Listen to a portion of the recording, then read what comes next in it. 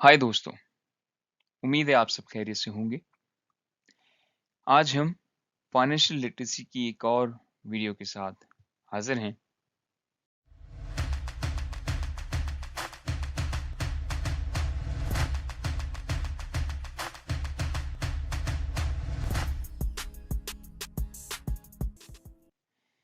हम मुख्तलिफ इन्वेस्टमेंट्स के ऑप्शंस के बारे में बात कर रहे थे। आज हम डिस्कस करेंगे एक्सचेंज ट्रेडेड फंड्स के बारे में, ETF, जो कि एक और कलेक्टिव इन्वेस्टमेंट स्कीम है। कंपैरेटिवली जिस तरह म्यूचुअल फंड्स काम करते हैं, इस तरह से एक्सचेंज ट्रेडेड फंड्स भी काम करते हैं। एक्सचेंज ट्रेडेड फंड्स को परमिशन दी जाती है मुख्तलिफ एसेट क्लास के अंदर इन्वेस्टमेंट करके मुख्तलिफ एसेट क्लास के अंदर इन्वेस्टमेंट करके डाइवर्सिफिकेशन को अचीव करना। जब हम ये बात करते हैं कि इन्वेस्टर्स खुद इंगेज हैं, बिजी हैं और इतनी प्रोफिशेंसी के साथ डिसीजन नहीं ले पाते, तो जो स्पेशलाइज्ड पोर्टफोलियो मैनेजर हैं, जो एसेट मैनेजमेंट कंपनीज हैं, जिनके पास ये एडवाइजरी का लाइसेंस है, जिसके पास ब्रोकरेज का लाइसेंस है, उन सब के डोमेन के accordingly different country to country licences vary करते हैं। तो उनको ये परमिशन दी जाती है कि वो क्लाइंट के बिहाफ के ऊपर पोर्टफोलियो मैनेजमेंट कर सकें और डाइवर्सिफिकेशन करवाकर उनको अच्छे से अच्छा रिटर्न दे सकें। जब हम एसेट क्लासेस की बात करते हैं, तो एसेट क्लास का मतलब ये है कि पीछे बेसिस क्या है, मींस अंडरलाइंग एसेट। क्या वो कमोडिटीज हैं? For example gold, food commodities, metal commodities, या फिर करेंसीज हैं।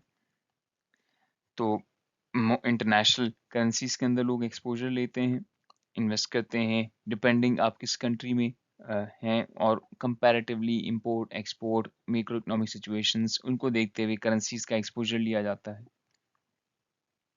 या फिर बॉन्ड्स हैं, मींस फिक्स इनकम कमिटमेंट्स।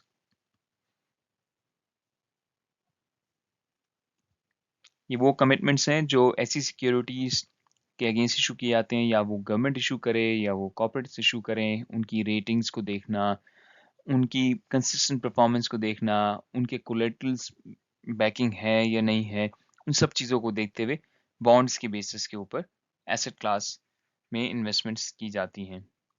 या फिर इंडेक्स को बेंचमार्क करके उनसे compete करना। फॉर एग्जांपल आपने कहा कि मैं डाउ जोन्स को बेंचमार्क करूंगा या स्टैंडर्ड्स एंड पुअर्स को बेंचमार्क करूंगा।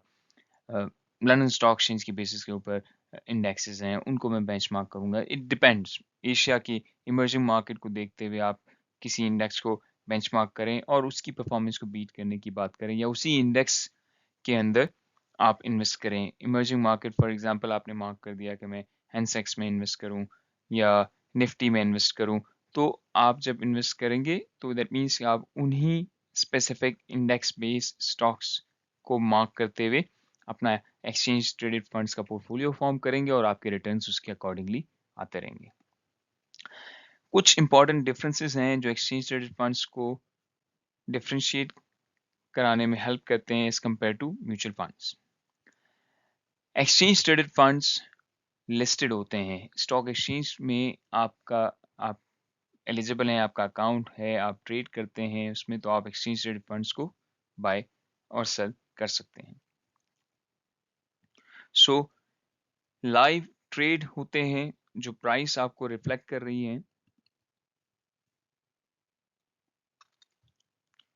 वही प्राइस आपके लिए आपकी लिक्विडेशन की पोजीशन को इनकैश करने में हेल्प करेंगी। कंपैरेटिवली जब आप म्यूचुअल फंड्स के पास जाते हैं, तो वो दिन में एक बार मींस क्लोजिंग के ऊपर नेट एसेट वैल्यू डिटरमिन होती है और आपको रिडेम्पशंस फाइल करनी होती हैं। वो ट्रेड नहीं होते, वो आपको जो उनको मैनेज कर रहे हैं, मैनेज एंटिटीज हैं जो म्यूचुअल फंड्स को मैनेज करती हैं, चाहे brokerage, investment advisory, asset management companies, या इस तरह की इन्वेस्टमेंट हाउसेस जिनके पास ये लाइसेंसेस हैं कि वो म्यूचुअल फंड्स इशू कर सकें, उसके बेसिस के ऊपर यहाँ पर ये अ, आपको नेट एसेट वैल्यू डिटरमिन करने में हेल्प करते हैं और उसके थ्रू आपकी रिडेम्पशन फाइल होती है।